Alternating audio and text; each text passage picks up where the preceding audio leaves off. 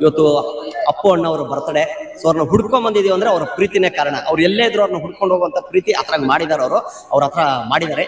ಏನ್ ಹೇಳ್ತೀನಪ್ಪ ಅಂದ್ರೆ ಅದು ಹೇಳಿದ್ನಲ್ಲ, ಶೂಟಿಂಗ್ ಅಲ್ಲಿ ನಾವು ಅಜಯ್ ಫಿಲಂ ನಾನು ಮಾಡಿದ್ ಒಂದೇ ಸಿನಿಮಾ. ಆದ್ರೆ ಮುಂದೇನಪ್ಪ ಅಂದ್ರೆ ಊಟ ಮಾಡೋ ಟೈಮ್ಗೆ ತುತ್ತು ಬಿಡ್ಬೇಡ ಅಂತ ಹೇಳ್ಕೊಡೋರು. ಅನ್ನ ವೇಸ್ಟ್ ಮಾಡಬಾರ್ದು, ಊಟ ವೇಸ್ಟ್ ಮಾಡ್ಬಿಟ್ಟು ಅನ್ನಪೂರ್ಣೇಶ್ವರಿ ಅಂತ ಹೇಳ್ಕೊಟ್ಟಿದ್ರು ಅಣ್ಣ ಅಪ್ಪು ಅವರು. ಅದನ್ನ ನಾನು ಪಾಲಿಸ್ತಾ ಇದ್ದೀನಿ ಇವತ್ತು. ಸೊ ಹಂಗ್ ನೋಡಿ ಪ್ರತಿಯೊಂದನ್ನು ಪಾಲಿಸ್ತಾ ಇದಾರೆ. ಇವತ್ತು ರಕ್ತದಾನ ಮಾಡ್ತಾ ಇದಾರೆ, ಕಣದಾನ ಮಾಡ್ತಾ ಇದಾರೆ. ಸೊ ಅಪ್ಪು ಅಣ್ಣವ್ರು ಕೊಟ್ಟಿರೋ ಮೆಸೇಜ್ ಇದೆ. ಅವ್ರ ಸಿನಿಮಾಗಳು ಯಾವ್ದೇ ನೋಡಿರ್ಬೋದು, ಏನಾದ್ರೂ ಒಂದು ಮೆಸೇಜ್ ಇರ್ತಾ ಇತ್ತು. ಸೊ ಅಪ್ಪು ಅಣ್ಣವ್ರನ್ನ ನಾವು ಮರೆಯಕ್ಕೆ ಯಾವತ್ತೂ ಸಾಧ್ಯ ಇಲ್ಲ, ಮರೆಯಕ್ ಆಗೋದು ಇಲ್ಲ. ಅವ್ರಿಗೋಸ್ಕರ ಒಂದು ಕವನ ಬರ್ದಿದ್ದಂಥದ್ದು ಇದು ಏನಪ್ಪಾ ಅಂದ್ರೆ, ಅಪ್ಪು ಅಪ್ಪು ಅಪ್ಪು ದೇವರು ನಿಮ್ಮನ್ನು ಕರೆದುಕೊಂಡು ಮಾಡಿದರೆ ತಪ್ಪು. ಅಪ್ಪು ಅಪ್ಪು ಅಪ್ಪು ದೇವರು ನಿಮ್ಮನ್ನು ಕರೆದುಕೊಂಡು ಮಾಡಿದರೆ ತಪ್ಪು.